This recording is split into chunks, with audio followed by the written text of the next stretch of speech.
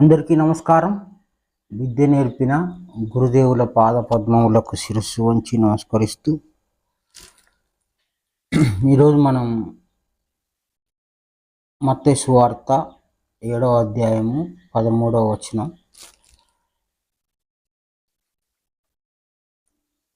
ఇరుకు ద్వారమున ప్రవేశించుడి, నరకమునకు పోవు ద్వారము వెడల్పును, ఆ దారి విశాలమై ఉన్నది, దాని ద్వారా ప్రవేశించువారు అనేకులు.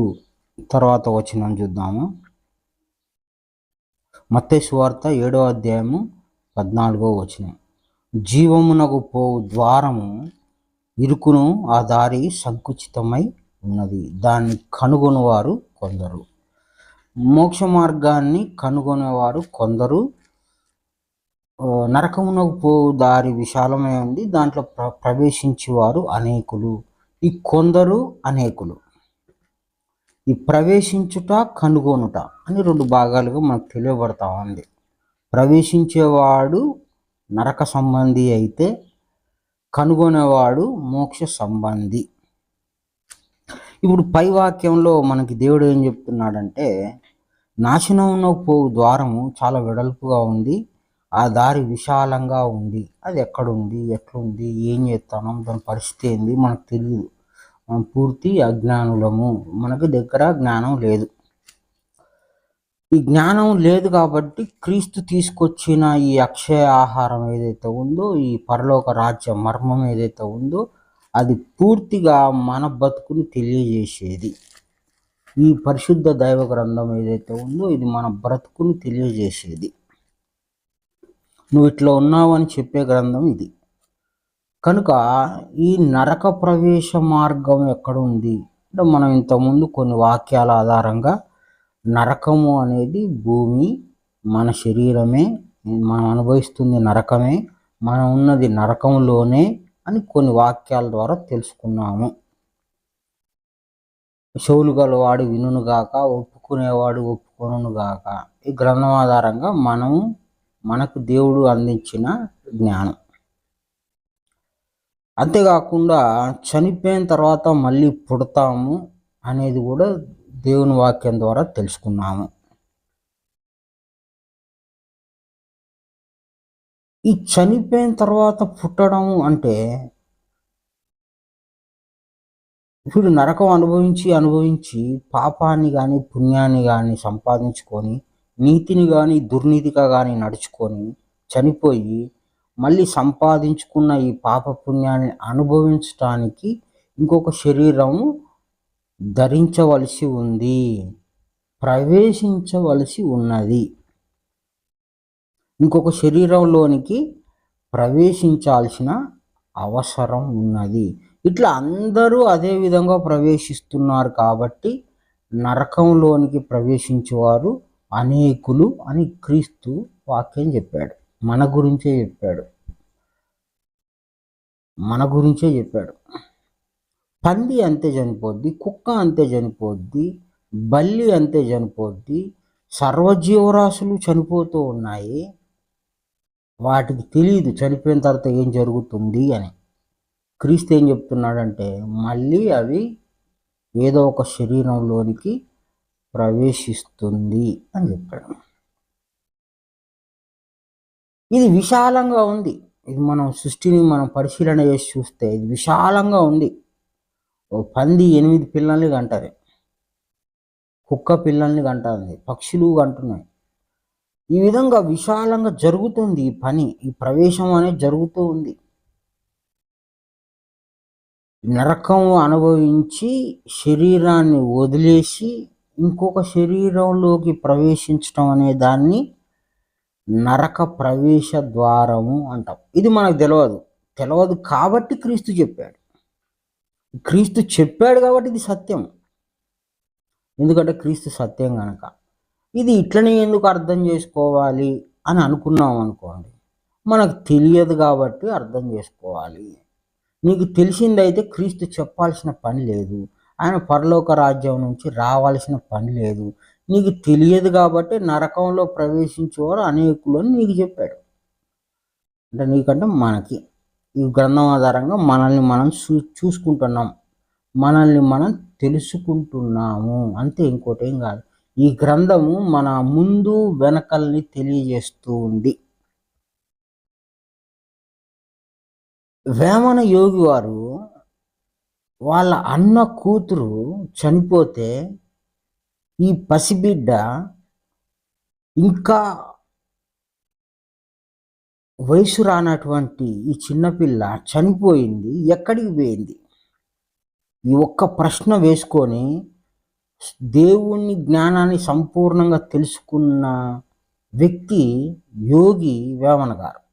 ఈ విధంగా ఒక ప్రశ్న వేసుకొని వెతుకులాటలో కొందరికి దేవుడి జ్ఞానం తెలుసుకున్నారు, అది కనుగొన్నారు. ఒక ప్రశ్న వేసుకొని ఏం జరుగుతుందని కనుగొని వాళ్ళు వెళ్ళారు.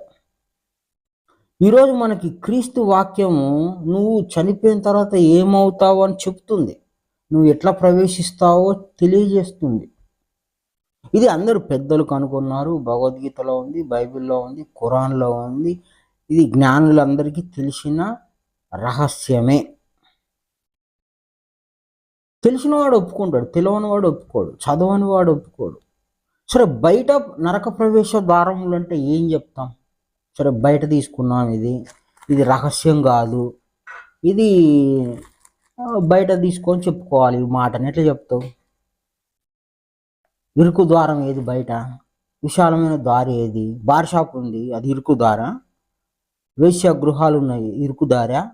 పెద్ద పెద్ద చర్చీలు ఉన్నాయి, అవి ఇరుకు దారా? అవన్నీ విశాలంగానే ఉంటాయి. పెద్ద పెద్ద రోడ్లు ఉన్నాయి, పెద్ద పెద్ద విమానాలు, పెద్ద పెద్ద రైళ్ళు, ఓడలు, అన్ని విశాలంగానే ఉన్నాయి భూమి మీద. ఎక్కడ ప్రవేశించాలి? బయట చూసుకుంటే ఈ మాట ఎట్లా మనకు వర్కౌట్ అవుద్ది, ఎట్లా తెలియబడుద్ది? అది మనం బయట చూసుకునే మాటనా, ఇది మన జీవితం తర్వాత చూసుకునేదా అని మనం కొంత యోచన చేయాలి. ప్రవేశించుట అంటే ముందు అసలు ఇందులో ఉన్నాం, ఇందులో ఇది వదిలిపెడితే ఇంకో దాంట్లో ప్రవేశించవచ్చు. పూర్వం పెద్దలు నూతన గృహ ప్రవేశ వేడుక అని చేసేవాళ్ళు.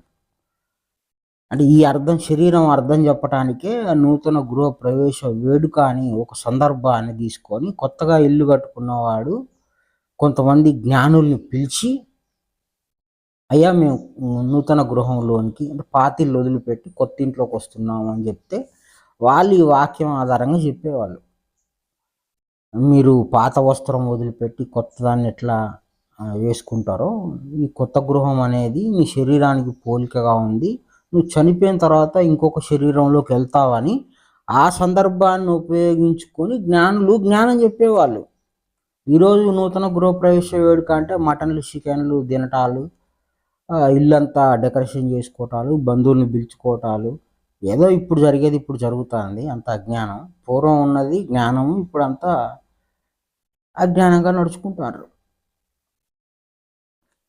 దేవుడు చెప్పిన మాట విశాలమైన మార్గం ఏది అంటే అంత విశాలంగానే ఉంది కదా. బయటంతా ఇరుకెక్కడుంది?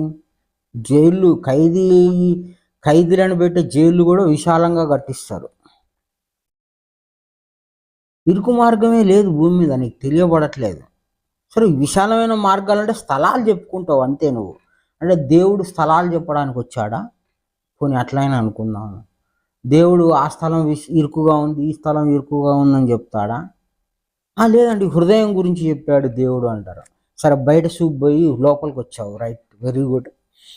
బయట అన్ని వదిలిపెట్టి లోపల శరీరం ఇరుకు, మనసు ఇరుకు, హృదయం ఇరుకు అంటావు. హృదయం ఎట్లా ఇరుకుగా ఉంది? నువ్వు ఏది చూస్తావో దాన్ని బట్టి హృదయం ప్రవర్తిస్తూ ఉంది. నీ ఇంటిని చూస్తే నీకు సంతోషంగా ఉంటుంది, ఆ విధంగా ప్రవర్తిస్తుంది హృదయం. చెడ్డవాడిని చూస్తే చెడ్డవాడిని దాన్ని బట్టి నీ మనసు ప్రవర్తిస్తుంది. నీ మనస్సు నువ్వు చూసేదాన్ని బట్టి ఇరుక, విశాలమా, అది నీకు నీ అనుభవించే సుఖ దుఃఖాన్ని బట్టి ఉంటుంది. నువ్వు ఏడుస్తూ ఉంటావు, అది ఎప్పటికీ అట్లనే ఉండదు. మళ్ళీ విశాల అంటే ఆ దుఃఖం పోయినాక నువ్వు మళ్ళీ మనసు ఫ్రీ అయిపోద్ది. అయినా నువ్వు మనసులోకి ప్రవేశిస్తున్నావా? అట్లయినా అనుకుందాం. పోనీ నీ హృదయంలోకి నువ్వు ప్రవేశిస్తున్నావా? అసలు హృదయం అన్నా నువ్వన్నా ఇద్దరు ఒకటేనా? మనసన్నా నువ్వన్నా ఇద్దరు ఒకటేనా? మనసు వేరు నువ్వు వేరా? మనసే నువ్వా? హృదయమే నువ్వా? హృదయమే నువ్వైనప్పుడు హృదయంలోకి ఎట్లా ప్రవేశిస్తావు? శరీరమే నువ్వా? అంటే మనం ఏంది అనేది మనం గ్రంథం ఆధారంగా తెలుసుకోవాలి. అంటే ఈ మాట దేనికి వర్తిస్తుంది, ఎక్కడ దీన్ని ఆలోచన చేయాలి అనేది మనం కొంత యోచన చేసి చూసుకోవాలి. నరకమునకు పోయే దారి విశాలమైంది, దాంట్లో అనేకులు అన్నారంటే మనలాంటి వాళ్ళు, పక్కన వాళ్ళు అందరూ అదే దాంట్లోకి ప్రవేశిస్తూ ఉంటారు. వాడు పెద్ద పాస్టర్ కానీ, అయ్యగారు కానీ, బాబాలు కానీ, ఇంకోటి కానీ, ఎవడైనా సరే నరకంలోనికే ప్రవేశిస్తారు కానీ ఇంకోటి కాదు. ఎందుకు మీరు కొంతమందిని పెద్దవాళ్ళని అవమానిస్తారు, తక్కువ చేసి మాట్లాడతారు అంటే అందరం నరకంలోనే ఉన్నాము, మళ్ళా వాడు ఇంకొక పేరు పెట్టుకొని ఇంకో పేరు పెట్టుకోవడం ఏంది? కరెక్ట్ కాదు. ఈ బైబిల్ గ్రంథము నా బతుకుని తెలియజేస్తుంది, అట్లనే ఎదుటోడి బతుకుని తెలియజేస్తుంది. ఎదుటోడి జీవితము నా జీవితము నరకంలోనే ఉన్నప్పుడు వాడి జీవితం ఎట్లా ఉందో నాది కూడా నరకంలో ఉన్నాం కాబట్టి ఇద్దరికి ఒకటే ఎడ్యుకేషన్, ఒకటే జ్ఞానం బైబిల్ గ్రంథం చెప్తుంది. నువ్వు నరకంలో ఉన్నావు, నువ్వు నరకంలో ఉన్నావు, నువ్వు నరకంలో ఉన్నావు. అంటే జ్ఞానం ఆధారంగా అందరం నరకంలో ఉన్నాం కాబట్టి నాకంటే గొప్పోడు కానీ నాకంటే తక్కువడు కానీ వాడు లేడు, అందరం సమానమే. వాళ్ళు చచ్చిపోయినా కూడా మళ్ళీ అందరం పుడుతున్నాం, అంత సమానం అవుతుంది, అందరం నరకంలోనే ఉంటాను. ఈ రహస్యం క్రీస్తు చెప్పాడు, మనకు తెలియదు, మన పక్కనలో తెలియదు. కాబట్టి మనం వాడు గొప్ప వీడు గొప్ప అని తిరుగుతూ ఉన్నాం. వాక్యం దొరికింది కాబట్టి ఈరోజు ఎవరు గొప్ప కాదు అని మనకు తెలియబడతా ఉంది. అందరం నరకంలోనే ఉన్నాం. ఈ నరకం అనే దాన్ని తెలుసుకోవడానికి కూడా మనకు బైబిల్ గ్రంథం ఆధారమైంది. ఈ గ్రంథంలోనికి మనం వెళ్తే ఈ గ్రంథం మనకి జ్ఞానాన్ని అందించింది. నువ్వు నరకంలో ఉన్నావు అన్న విషయం ఈయన చెప్తే కానీ మనం తెలియని పరిస్థితి ఈరోజు. ఈ గ్రంథంలో జ్ఞానము క్రీస్తు చెప్తే కానీ మనం తెలవలేదు. లేదంటే మనందరం హ్యాపీగా ఉన్నాం, మా పెద్ద ఇల్లు ఉంది, మండుగా ఇల్లు ఉంది, 10 గదులు ఉన్నాయి, 7 అంతస్తులు ఉన్నాయి, ఏమైనా చెప్పుకుంటాం. నువ్వు గొప్పోడి కాదు, ఎందుకంటే దేవుడు గొప్పోడు, నువ్వు గొప్పోడి కాదు. నువ్వు ప్రవేశించేవాడివే, ఇంకోటి కాదు. ఛార్జీలు పెట్టుకొని దూరం పోయినా నువ్వు ప్రవేశించేవాడివే. నీ ఇంట్లోకి నువ్వు ప్రవేశించినా అది ప్రవేశించటమే, నీ శరీరంలోనికి నువ్వు ప్రవేశించటమే. కాబట్టి ప్రవేశ మార్గాలు ఏదైతే ఉన్నాయో అవన్నీ కూడా నరకానికి సంబంధించినవి కానీ మోక్షానికి కాదు. మోక్షం అంటే కనుగొనాలి. ఎక్కడ కనుగొనాలి? ఈ బైబిల్ గ్రంథంలోనికి వెళ్తే ఈ బైబిల్ గ్రంథంలో మోక్ష మార్గాన్ని కనుగొనవచ్చు. ఇప్పుడు నరకం ఇట్లా ఉంది అని మనం తెలుసుకున్నామంటే ఎక్కడ కనుగొన్నాం? ఇక్కడనే. చావు పుట్టుకలు ఉన్నాయంటే ఎందులో కనుక్కున్నాం? ఇందులోనే, అంతే కదా. పాప పుణ్యాలు కూడా ఉన్నాయనేది ఇందులో కనుక్కున్నాం. నీతి దుర్నీతి ఉన్నదనేది కూడా ఇందులో కనుక్కున్నాం. మోక్ష మార్గం కూడా ఇందులోనే కనుక్కుంటాం. ఎడారిలో కూర్చున్నా నీకు ఇది లేదనుకో నువ్వు కనుగొనలేవు. నువ్వు చర్చిలో ఉన్నా ఇది లేదనుకో నువ్వు కనుగొనలేవు. నువ్వు నీతో పాటు బైబిల్ గ్రంథం ఉంటే నువ్వు వాక్యాన్ని అర్థం చేసుకొని వాక్యానుసారంగా నడుచుకుంటే, వాక్యం అర్థమైతే అది సత్యం అయితే ఆ సత్యం ప్రకారం నడుచుకుంటే నీకు అప్పుడు ఈ జనన మరణ సిద్ధాంతం అనే చక్రంలో నుండి నువ్వు తప్పించుకొని మోక్ష మార్గం సపరేట్గా నువ్వు ప్రయాణిస్తావు. నువ్వు చనిపోయిన తర్వాత మళ్ళీ పుట్టవు, అంటే నువ్వు ప్రవేశించవు, నువ్వు మోక్షానికి వెళ్ళిపోతావు, నువ్వు తప్పించుకుంటావు. ఈ నరకంలో నుంచి అందరిలాగా కాకుండా తప్పించుకుంటావు. ఆ తప్పించుకునేవాడు కొందరు అంటున్నాడు దేవుడు. ఆ తప్పించుకునేవారు కొందరు అంటే తప్పించుకోవాలంటే ముందు వాక్యం తెలవాలి కదా. ఇందులోకి ముందు నువ్వు ప్రవేశించాలి. అందుకే ఫస్ట్ దేవుడు చెప్తున్నాడు, జీవమునకు పోవు దారి ఇరుకుగా ఉంది, దాంట్లో ప్రవేశించేవారు కొందరు. జీవమునకు పోయే దారి ఇదే, ఇందులోకి ప్రవేశించేవాడు చాలా తక్కువ. ముందు ఇందులోకి ప్రవేశిస్తే మన బుద్ధి తీసుకుపోయి ఇందులో పెడితే ఈ వాక్యం ఒకటొకటి విడదీసుకుంటూ తెలుసుకుంటే ఈ వాక్యం మనల్ని గురించి చెబుతుంది కానీ ఇంకొకరి గురించి కాదు. మన బతుకు ఇది తెలియజేస్తూ ఉంది. ఈరోజు నువ్వు నరకంలో ఉన్నావు అని తెలియజేసింది ఈ గ్రంథం. ఈ గ్రంథాన్ని అందించింది గురువు అయిన క్రీస్తు, దేవుడే సాక్షాత్తు. క్రీస్తు మనం ఎట్లా ఉన్నామో చెప్పడానికి వచ్చాడు. మేము నరకంలో ఉన్నామా అంటే నువ్వు ఉన్నావు నరకంలో అని క్రీస్తు చెప్తున్నాడు.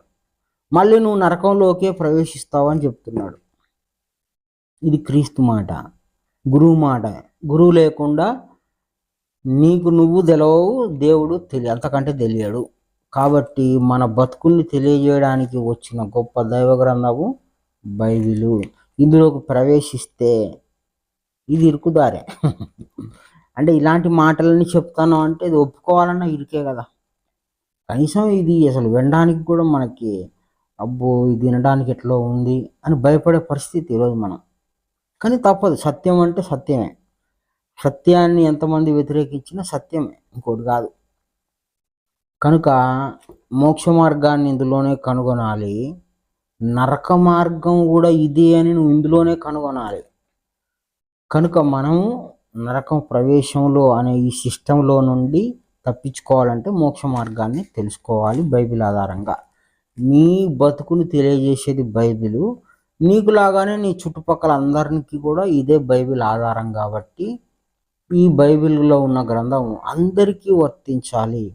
మళ్ళా ఈ బైబిల్ గ్రంథం నన్ను జాన్ పాల్ పోపుని చేసింది, బిషప్ని చేసింది, ఇంకొకటి రెవరెండ్ని చేసింది. ఇవన్నీ ఎట్లా చేస్తుంది బైబిల్? నిన్ను పోపుని ఎట్లా చేస్తుంది, నిన్ను రెవరెండ్ని ఎట్లా చేస్తుంది, నిన్ను ఎట్లా చేస్తుంది? నీ గురించి తెలియజేసేది బైబిల్, కానీ నీకు ఒక హోదాని కలగజేసేది బైబిలా? నీకు మోక్ష మార్గం తెలియజేసి ఆ మార్గంలో నువ్వు ప్రయాణింపజేసేది బైబిలు. నీకు ఘనతని, నీకు ఉన్నతిని ఇచ్చేది బైబిలా? ఈ లోకంలో నువ్వు ఒకరితోని ఘనత పొందాలి అనుకుంటే అసలు నీ బతుకు తెలియదని నీకు అర్థం. నీ బతుకు నీకు తెలియదు కాబట్టి నువ్వు ఘనత పొందాలనుకుంటావు. నేను నరకవాసంలో ఉండి నేను నరకాన్ని అనుభవిస్తున్నానని నీకు బైబిల్ ఆధారంగా తెలిస్తే అప్పుడు నువ్వేం చేస్తావు? ఈ బైబిల్ కంటే తగ్గి ఉంటావు,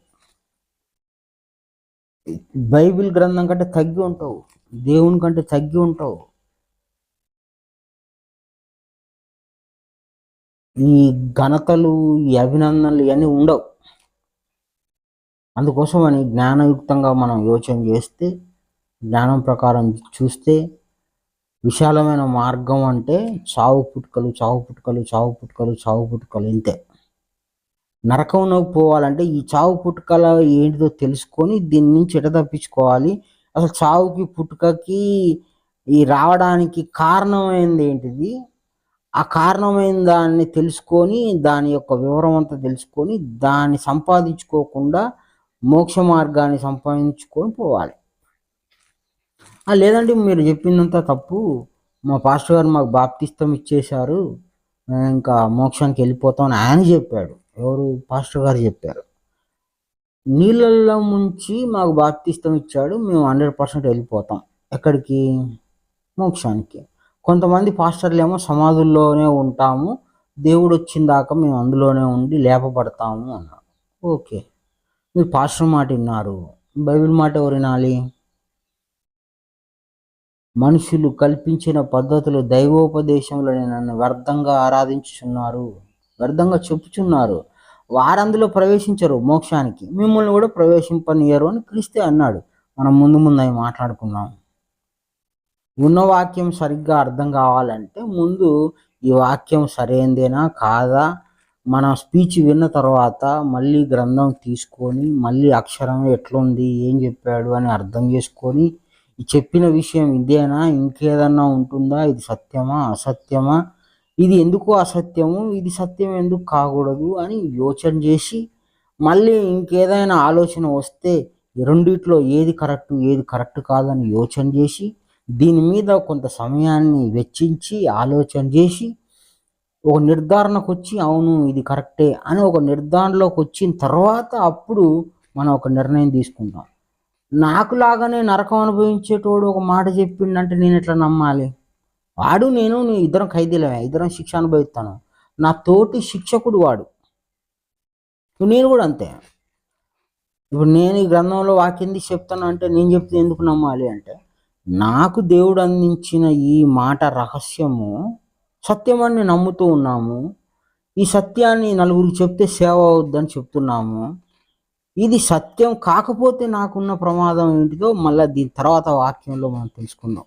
ఒకవేళ చెప్పే మాట సత్యం కాకపోతే ఎంత ప్రమాదం దాగి ఉందో అన్న విషయము ఈ వాక్యం ఇప్పుడు మనం చెప్పుకున్న 7వ అధ్యాయము 13, 14 వచనాల కిందనే చెప్తాడు. ఒకవేళ సత్యం చెప్పకపోతే ఏం జరుగుతుంది అని. అసలు ఈ గ్రంథం దగ్గరికి వచ్చాము అంటే నిప్పు దగ్గరకు వచ్చినట్టు లెక్క, అగ్ని దగ్గరకు వచ్చినట్టు లెక్క. దీని దగ్గర ఒళ్ళు జాగ్రత్త పెట్టుకోవాలి, అంతే కదా. అందుకోసమని ఒళ్ళు దగ్గర పెట్టుకొని ఈ విషయం చెప్పొచ్చా చెప్పకూడదా అర్థం చేసుకొని పరిశీలన చేసి బుద్ధితో యోచన చేసి ఈ గ్రంథం ఆధారంగా ఇది నలుగురికి చెప్పితే సేవ అవుతుందని చెప్తూ ఉన్నాం. కానీ పేరు కోసం ఎంత మాత్రం కాదు. పేరు అక్కర్లేదు. ఆల్రెడీ నరకంలో ఉన్నప్పుడు దేవుడే నువ్వు నరకవాసి అని చెప్పినప్పుడు మళ్ళీ నాకు ఇంకో ప్రత్యేకమైన పేర్లు అక్కర్లేదు. మోక్ష మార్గము అంటే మళ్ళీ నేను ప్రవేశించకుండా, ఇంకొక శరీరంలోకి చేరకుండా దేవుని వాక్యం ఆధారంగా బుద్ధితో ఇందులోకి వెళ్ళి యోచన చేసి ఈ వాక్యాన్ని అర్థం చేసుకొని పుట్టకుండా ఉండేటువంటి ఆ దారి ఏందో కనుగొనాలని ప్రయత్నం చేస్తూ ఉన్నాం. అందరం అట్లా చేస్తే సరిపోతుంది. ఇప్పుడు దీని కొరకు చర్చిలు కట్టి, గుళ్ళు కట్టి, తీర్థయాత్రలు పెట్టి, ఆరాధనలు పెట్టి, ఆరాధన అంటే మనం చేసేదే ఒరిజినల్ ఆరాధన. ఇప్పుడు అంటే వెతకడం, ధనం అంటే జ్ఞానధనం అని. ఈ జ్ఞానం అనేది ఈ క్రీస్తు ఇచ్చిన అక్షయ ఆహారం అనేది నిజంగా ఇందులోకి వెళ్ళి వెతుకుతున్నాం. ఇందులో వాక్యాన్ని ముందు పెట్టుకొని మనం మాట్లాడుతున్నాం, వెతుకుతున్నాం. ఇది ఆరాధన అవుతుంది. ఇది నిజంగా ఆరాధన. ఇందులోకి వెళ్ళి మనం చేసేది ఆరాధన. స్తుతి ఆరాధన అంటారు. అంటే స్తుతి అంటే ఏంది? స్మరించుకోవటం, ఒక పేరుని పెట్టుకొని స్తుతించటం. స్తుతిని మళ్ళీ ఆరాధించటం ఏంది? ఒక పేరుని స్మరిస్తే అది స్మరణ అవుతుంది. మళ్ళీ దాని ఆరాధన వెతకడం ఏంది? స్తుతిని వెతకడం ఏంది? మరి కొంతమంది మహానుభావులు మేము పెద్ద పెద్దోళ్ళం, బైబిల్ కాలేజీలో ట్రైనింగ్ తీసుకున్న వాళ్ళం అని చెప్పుకున్న వాళ్ళు స్తుతి ఆరాధన అని పెట్టారు. అది సరైనదేనా? ఆ వాక్య పరిశీలన కరెక్టేనా? మరి ప్రశ్నించేవాడు లేడు, చెప్పేటోడు లేడు. పాంప్లెంట్లు వేలు లక్షలు ముద్రించేస్తారు. దాని ఏందో తెలియదు. ఇంకొకరేమో బల్లారాధన అంటారు. అంటే బల్లా గురించి తెలుసుకునేదాన్ని బల్లారాధన. ఆరాధన అనే మీనింగ్ ఏంది? ఏదైనా ఒక విషయాన్ని తెలుసుకుంటే దాన్ని ఆరాధన అంటాం. అది ప్రపంచధనం అయినా తెలుసుకుంటే ఆరాధన అంటాం. దేవుడి విషయం తెలుసుకున్నా ఆరాధనే. కానీ దేవుడి విషయం తెలుసుకుంటే జ్ఞానం వస్తుంది, ప్రపంచ విధానం తెలుసుకుంటే ప్రపంచ ధనం వస్తుంది. బల్లారాధన అంటే ఏంది? బల్లా గురించి తెలుసుకోవడమా? రొట్టె పండుగ అంట. రొట్టెకి ఏంది పండుగ? గుడారాల పండుగ. గుడారానికి ఏంది పండుగ? మరి ఇట్లా వివేకం వద్దా? ఈ విధంగా యోచన వద్దా? బుద్ధి లేదా? బుద్ధి ఉండొద్దా? ఆలోచన చేయొద్దా? ఎవడు ఏది చెప్పినా మందలే ఉరుకుతామా? మరి క్రీస్తు చెప్పింది అది దాని ప్రకారం అది నడుస్తుందా? అది కరెక్టేనా? అది చేయాలా వద్దా అని బుద్ధితో వాక్యానుసారంగా అది కరెక్టా కాదా అని గీట్రా వేసుకొని చూసుకోవద్దా? అసలు ఈ కొత్త పదాన్ని మీరు తీసుకొచ్చారు, ఇది ఇందులో ఉందా లేదా, ఇది ఏ విధంగా ఉంది, దీన్ని ఏ విధంగా అర్థం చేసుకోవాలి అని మనం యోచన చేయకూడదా? ప్రశ్నించకూడదా? అడగకూడదా?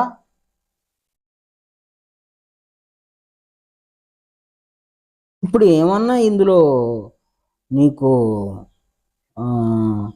అర్ధరాత్రి కూడికలని కానీ, ఇంకొక కూడిక కానీ, ఇంకొక తీసివేత కానీ, ఇంకొక హెచ్చివేత కానీ ఏమైనా చెప్పాడా? ఒక రహస్యం చెప్పాడు.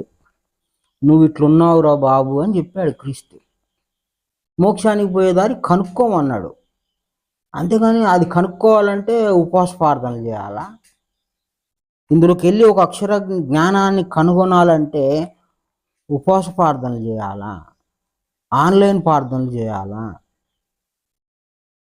కనుగొను అన్నాడు మోక్ష మార్గాన్ని. ఎక్కడి నుంచి వచ్చినాయి?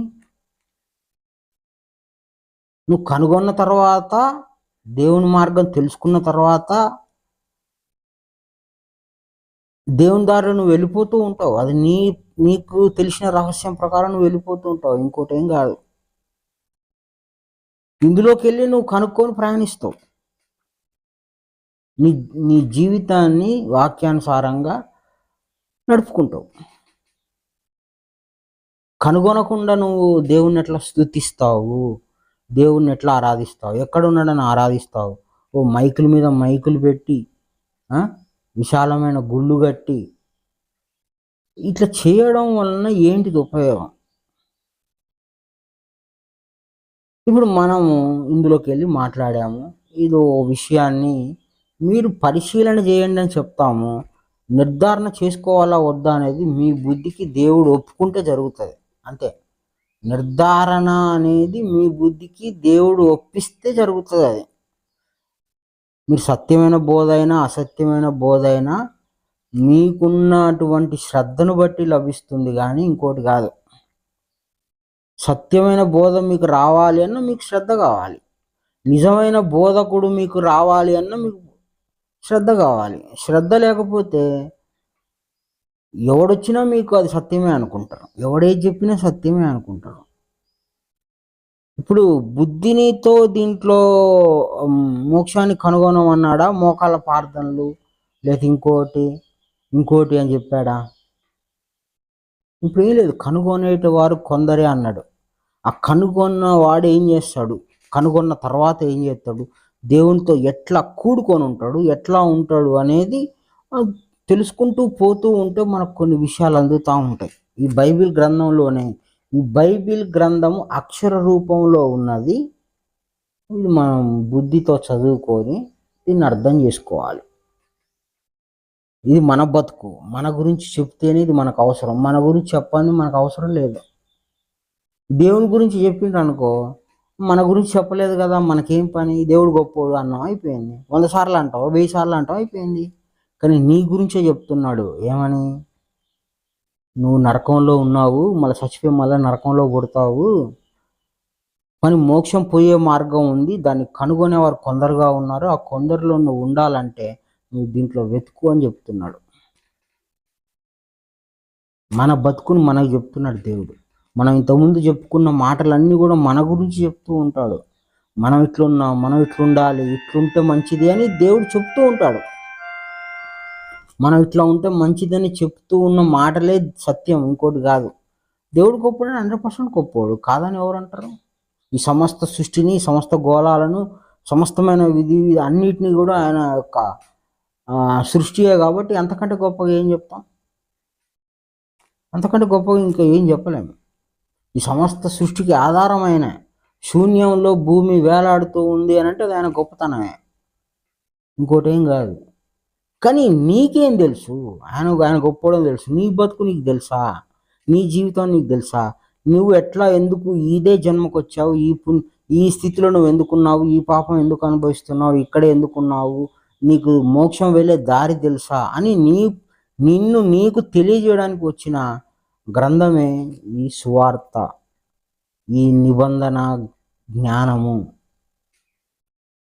నిబంధన అంటే నిన్ను పాపం నుండి విడిపించేది, బంధనాల నుండి విడిపించేది, నిన్ను బందికానాలో నుండి లేకుండా చేసే జ్ఞానము. క్రీస్తు తీసుకువచ్చిన అక్షయ సత్య జ్ఞానము, ఇంకోటి ఏం కాదు. ఈ గ్రంథమే ముఖ్యము, మూలం. దీనికి మనందరం తగ్గి ఉండాలి. ఇది గొప్పగా ఉండాలి, మనం తగ్గి ఉండాలి. ఇది గొప్పది, మనం తక్కువ వాళ్ళం. అందుకోసమని ఈ గ్రంథము దేవుడిలాగా, దేవుడి వలె, దేవుడే అనుకొని మనం ఈ గ్రంథం ఎడల ప్రవర్తించాలి, ఇంకోటి ఏం కాదు. ఈరోజైతే మనము నరకమునకు పో దారి అంటే చావు పుట్టుకలు అని తెలుసుకున్నాము. మోక్షానికి పోయే దారి ఈ చావు పుట్టుకలు కాకుండా తప్పించుకునే దారి, అంటే మోక్షానికి పోయే దారి. వాడు చావటం పుట్టడం ఉండకుండా తప్పించుకునే దారిని మోక్ష మార్గము అంటాం. ఇది కనుక్కోవాలి, అది కనుక్కోవాలి. ఇది జ్ఞానం ప్రకారమే కనుక్కోవాలి, తెలుసుకున్నాము. మోక్ష మార్గం కూడా జ్ఞానం ప్రకారమే తెలుసుకోవాలి. తెలుసుకుందాము. దేవుడు తెలియజేస్తాడని పూర్తి శ్రద్ధ ఉంటే దేవుడు మనకు అన్ని అందిస్తాడని ఆశిస్తూ అందరికీ నమస్కారం. గురు సమర్పణ.